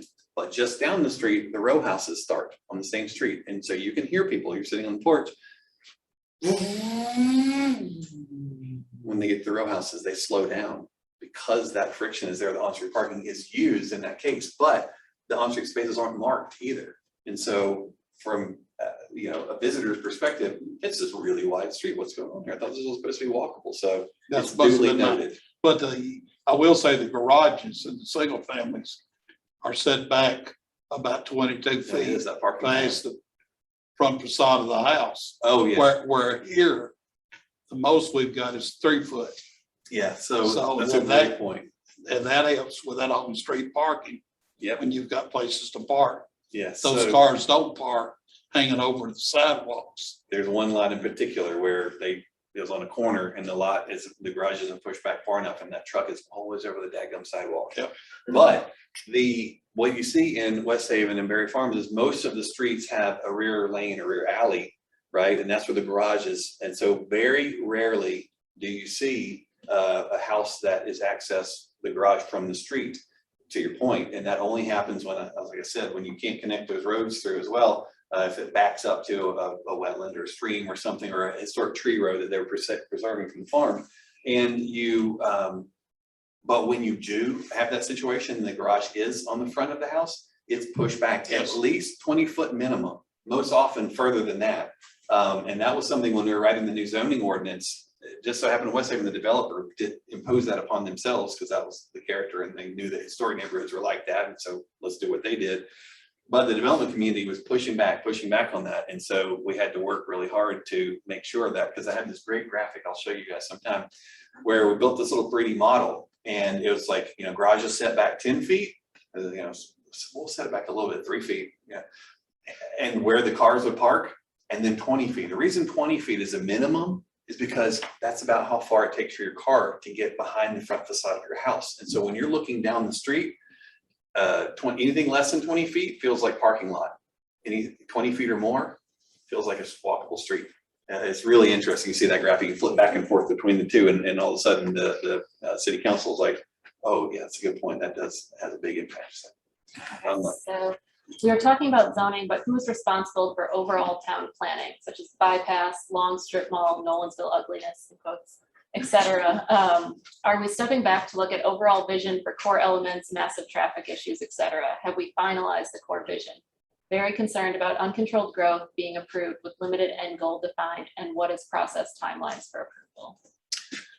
So the comprehensive plan is where you look for those sort of bigger picture visions. And I guess maybe there's a transportation planning document as well, some other things that are more specific studies about the bigger picture issues. But and like I said, the comprehensive plan is not that old, and I understand there have been some, or in the process of some updates here, some, minor modifications, but it's of the vintage where, a lot of places by state statute, you have to update it every 5 years. So it may be time before too long to update that, so you can address some of these bigger picture things that are outside of zoning. So we can focus on things like allowing for the types of places that people, as we said, don't have to drive everywhere. So we're biting at the bigger picture, transportation issues on a smaller scale. But so that's who, or that's where that direction is. Yes, sir. Just a point of clarification, is Nolensville Road, the actual road, the fiscal road, that's not governed by our plan, is it? That's a Williamson County plan? TDOT. It's a state of Tennessee. Okay, Yep. so my understanding was that that's not a planning for Nolensville Road, is not on the docket till 2030. Is that ring any bells? I don't know specifically. That I see a hand up there from somebody who looks like they know. So, well, I don't know that I have the exact right answer, but Nolensville is a state road.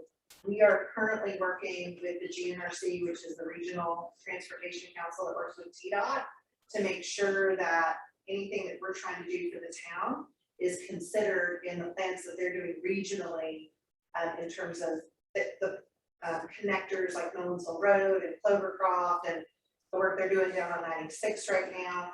So previously, we didn't really have a seat at the table, and now we do. So we will be working with them to make sure that that's included as we're looking at the overall picture. And back to the question around, I think it was the last one online, KCI is doing our major thoroughfare plan, Yes. which I think you guys have seen us posting about that as well. They're gonna be working with this team as well, so that as they're updating the major thoroughfare plan and what the roads that they're recommending for the town are, that should line up with the zoning that we're looking at overall. So we'll all work together in concert. Yes, thank you for reminding me of that. That's a great point. We have been, we have a meeting coming up with them to start to coordinate and sync that stuff up.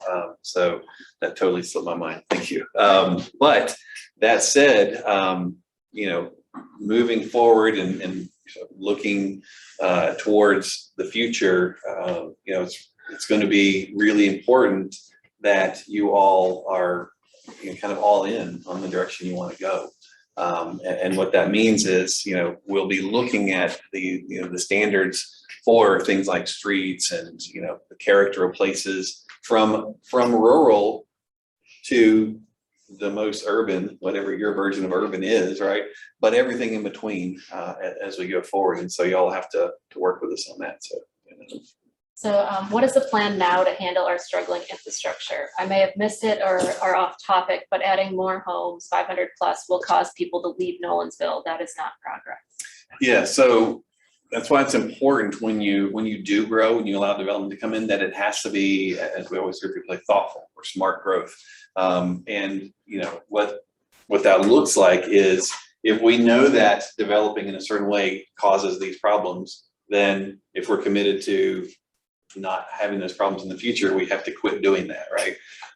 Do something, some version of that that's different, that's more effective. So, you know, I don't know how it is here yet, but in, you know, City of Franklin, you have to do all sorts of impact studies and things for a new development of any size. And so you know what the impacts will be. Now, the funny thing is, the joke is, you've never seen a traffic impact study that says there's a traffic problem will be caused by the new development, right? And so having the studies is, you know, I wouldn't hang my hat so much on the study as I would on having projects be a way that addresses those issues.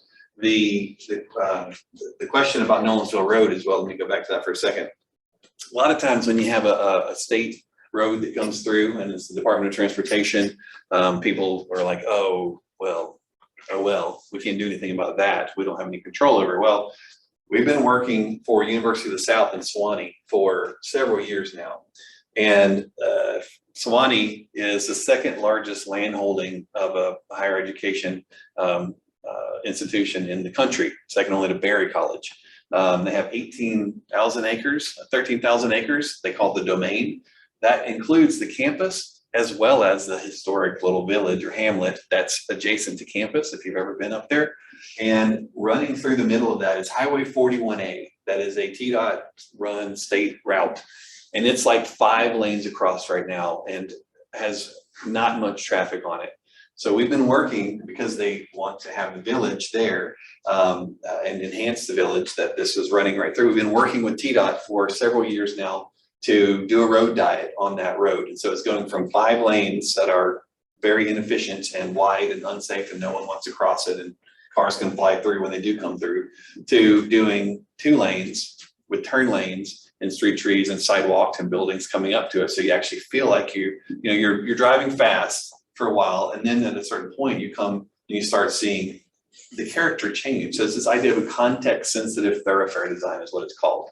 And then also the idea of complete streets is another thing. And so as you look forward and we're working with the transportation consultants, those are the key words you want to be hearing as you think about how those roads can be impacted. Now, that said, right now you're seeing big traffic problems in certain locations. And so, oh my gosh, I say anybody who ever got stuck in one traffic light becomes a armchair traffic engineer. Like, oh, I know what we need to do. What do you say? We need to widen that road. We need to add turn lanes. We need to this, that. Everybody's got to figure it out. Well, what we know is that, just look at Atlanta. If you add lanes, You get about 2 years out of it, and then it fills in because you're like, holy cow, this road's very convenient now. I can go right through. And then more people from elsewhere come in and they just fill in those roads. The thing that you want to do is add more lanes, yes, but not to the same road. You want to make new roads. You want to make parallel roads. You want to make a multitude of ways and connect them. So you can go here and there and elsewhere and not have to only go this one particular way. So as you're thinking about it and as you're having these opportunities for TDOT or whomever to make improvements to roads, don't just let it be wide. Don't just add lanes. Don't do that, because what will happen is you will lose any hope of character, at least in that location. You'll have to be forced to do it elsewhere. And so if it's coming right through the heart of the community, be very careful and very cautious, even if you feel like there's a big traffic problem. Yes. So we got a couple of kind of road and infrastructure questions online too. We will have a specific meeting about this, by the way, at Planetpalooza, I think, talking about Yes. transportation and connectivity and all of that stuff. So this isn't your only chance. The town of Nolensville has historically required sidewalks, trails, and trail connectivity to all land uses in new development. That is not a new concept. Should higher density, though, be routed through neighborhoods developed prior to incorporation that have no safe sidewalk infrastructure? Yeah, so what you see is in Mayberry, I don't know if it was just because it was their preference or they weren't provided. I need to go back and look, but you see Andy and Opie, they're walking down the middle of the street. And the reason is because the street is small and quaint and narrow, right?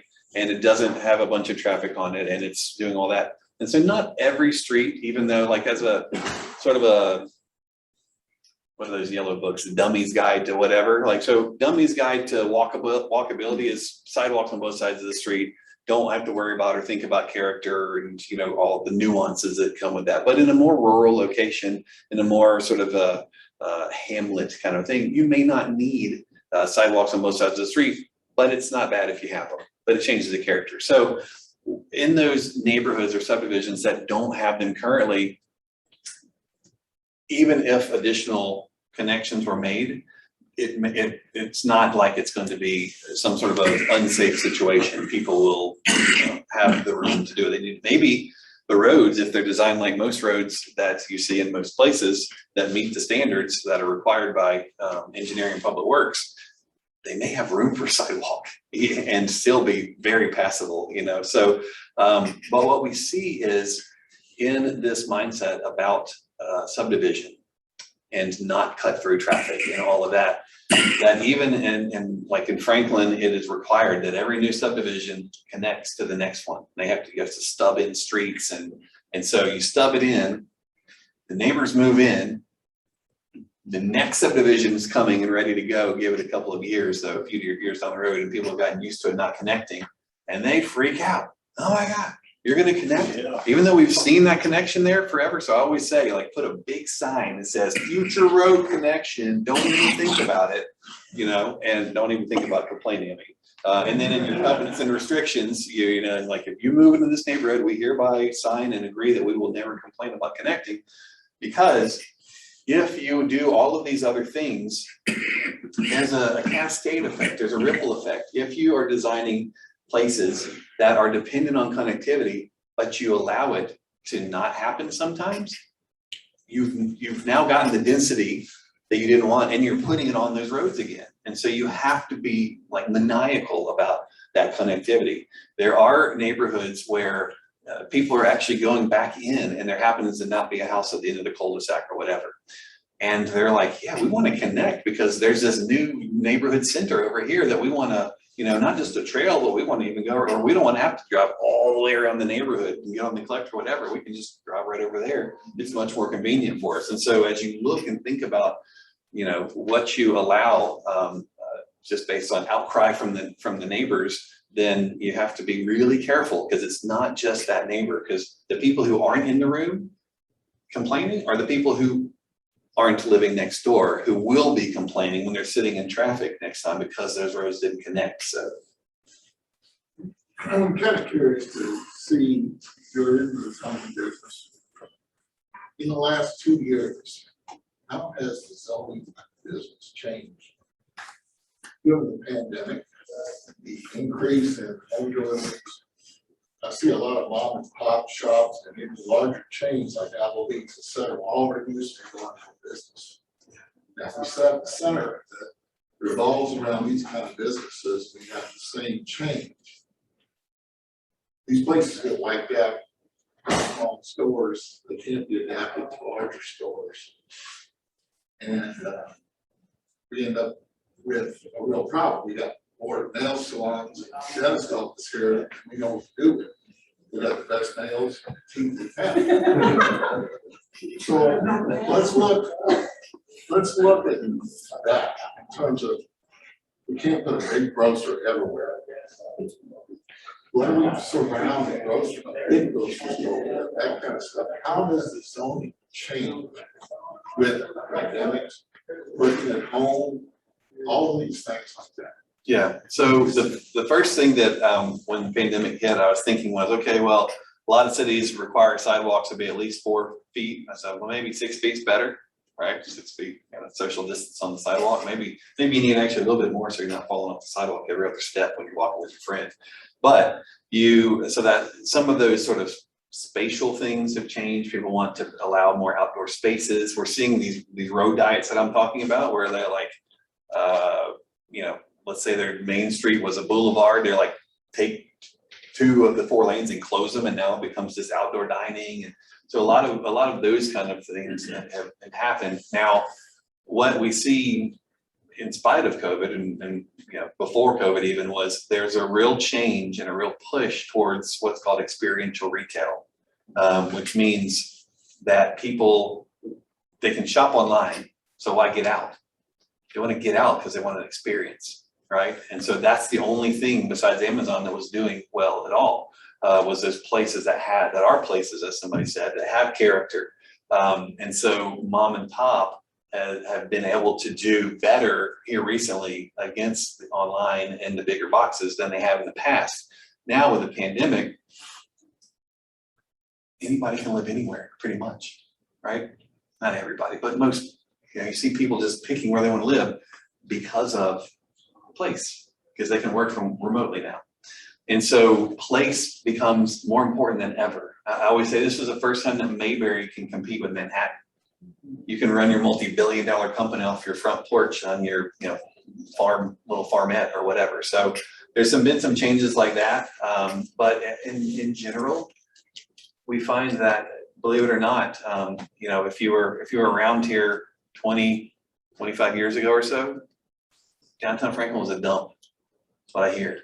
Nobody would go there, and it just had crummy stuff and whatever. And so things are cyclical and change. But if you build a place that people can love, in spite of what's going on in the world, then that place has longevity and will come back. Whereas you see you see these malls all over the place, they're not coming back. They're getting torn down and transformed into these places that we've been talking about. So, yes, ma'am. And that's a perfect segue into some points I wanted to make. The good examples that I've seen of development in the region, Chattanooga and New Orleans. And I point out those 2 places because both of them have learned the hard way that it's not in your economic best interest to destroy what you have that is unique and beautiful. And Nolensville, by intent, was built around Mill Creek. Mill Creek is absolutely gorgeous. Now, New Orleans got a bigger hurricane this time, and they didn't flood, or they didn't break the levees at least, but did flood. But the reason is because they learned that sustainable development is in their best interest. And Chattanooga has learned the same thing by taking their natural gifts and embellishing them that brings people, attracts them to the community. So I would love to see, we look at all the things, all the pictures, and they're missing Mill Creek. And Mill Creek is absolutely gorgeous. Yeah. And if we destroy that, I think it's going to be a travesty. Yeah, that's a great point. And I think we're going to regret it in so many ways. I mean, more than just the beauty. Yeah. Can I just add to Please. that? We're the Mill Creek Watershed Association, kind of local folks. There's a lot of us. The Mill Creek is 27.5 miles long. And we have members all along the creek. And I just want to add a couple. I really like what I'm hearing. I think it's building a more vital community. But we must keep in mind that we have this great natural resource and that we need to be aware that flooding can be a problem because of the karst topography, the high water table here, things of that sort. But more importantly, one of the things that I've seen left out of this plan is pocket woodlands, pocket parks that are natural areas that the kids can go to on their bikes, people can walk to. That's really essential for not only the stormwater management, because those areas are like sponges, they soak up the rainwater and it can be used for stormwater or flood control. But they're also very important for our mental health. One of the things that we have done is we removed ourselves from nature. We actually really did, our mental health is supported by its opportunities to engage in the natural world. Even if that's a street, being street wise and putting lots of trees on there, as I said, pocket parks, making access, you have to prepare, take care of the riparian buffer here. That's a big problem. Unfortunately, the riparian buffer is full of invasive species. There's a lot of invasives. It makes it not as beautiful as it once was, because those invasive species just are nasty looking.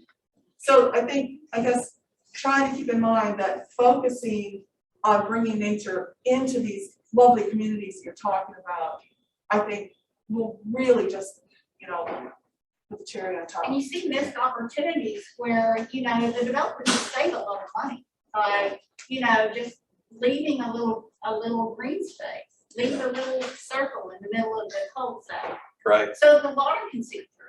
I mean, put some permeable pavement, versus the other kind, just Yes. little things that the developer could save money on. It just takes a little thought. So could we provide incentives for developers to go that way? Yeah. You can also just require it. Right. So like if you look in Franklin, you see a new development there, a certain percentage of the parking spaces have to be pervious. And so, the opening presentation during the Planetpalooza will get more into that stuff because, we talk about the example I always use is, open space used to be the heart of the community. It was where all parades began and ended. There's the village green, the town common, this or that. And now so often, if a city has even any type of requirement for some preserved open space, it's just like whatever's left over in the back that you couldn't figure out what to do with anyway. And you never know if you're allowed to go back there. Is it public or private? Are they gonna call it, the cops calling me, whatever. But in the West Haven example, so of the 1,500 acres that is West Haven, about 50% of it is in conservation. So there's a steep slope, the hillside that goes up, so that's all preserved. There are parks and things all throughout it. The hydrology is celebrated, so you have, the old farm streams and farm ponds are part of the, the stormwater system. There's some natural infiltration, not as much as they could have done, but I think in the future they would have done it differently. It's just kind of early on. And so we're working on the zoning for Rome, Georgia, and the comprehensive plan for Athens, Alabama, Rome and Athens. And both of those two have, Rome has these two rivers that come together right there in where the downtown is. And Athens has this beautiful little creek or stream that kind of goes right by their downtown. And as was the case normally, it was like a nuisance and the city backs up to it and they just like forget about it. So what we're doing there is saying like, this is your opportunity to really talk about character and being unique and all that. Let's turn this around and let's focus on it. And by focusing on it, it's also now in the forefront. And like when trash is there, we notice it. When it's not being maintained or somebody goofs something up, it's noticed because we're facing it now. It's We've not been just in making the back. noise about this for a long time. Yes, so the good news is there's a FEMA grant, I think, that you all got. And so we are working with the consultants that are working on that. Yeah. The EPA did the grant, sorry, yes. Yes, EPA grant. And the good news is we were excited to find out that the consultants, Horsley Witten, is working on that, are our friends, and we work with them. We have them on our projects around the country. We're totally. Yes, so that'll be good. Yes. What time is it? What I know, time we're does running- Martin's close? I can't miss that. So. We've got an hour Something till going. Martin's closes, Okay. but I just want to make sure we get a few more of these questions. Yeah, a couple more comments online and then we'll let you all Yeah. go. So you'll want to come back to the Planetpalooza. We haven't answered all the questions. Yes, no, this has been a great conversation. I know we are about 25 minutes over time, so Oh, we wow. appreciate you all kind of sticking around for the extra conversation. So, said, what if any proposed rezoning requires that additional roads and infrastructure be spilled out into adjacent areas and new roads are created that go through pristine areas? So the question is, what will, say that, read it again?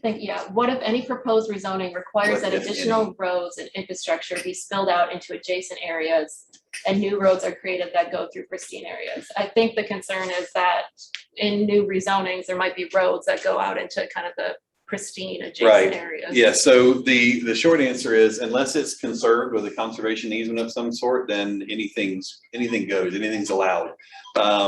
So if you want to preserve things, then that needs to be set out in the comprehensive plan. Like when we do a comprehensive plan, we talk, instead of like the future land use map, we do what we call a growth and conservation map. And so conservation is right there. It's not just land use. Sometimes we don't want to use it. We want it to be nature, or we want it to be agriculture, or whatever the case may be. So if it's not protected and development rights aren't bought from it, then roads can go wherever they want to go. Protected could also just be like by the EPA or whomever. But you want to have a bigger picture vision for the transportation network. And so hopefully when you're laying it out, you're actually saying that even though that may not be protected, it's awesome and maybe it should be. And so we're going to route the road in this way to possibly have that be connected or conserved in the future. So. All right, so this is awesome. Thank you all for your interest and coming out on a gross rainy night and participating. Yes, I'm starving, honestly, and I checked before we got here. They close at 9, so my wife's out of town, so I got to get some to go. So what? Thank you. Yes. So we'll see you at the Planetpalooza, the 3rd through the 7th. Is that right? September? Yep, no. October. November. We're Got it. gonna get Thank you. there. Yes. November 3rd to the 7th. I think we'll be, hopefully if we're in person, we'll be right back here.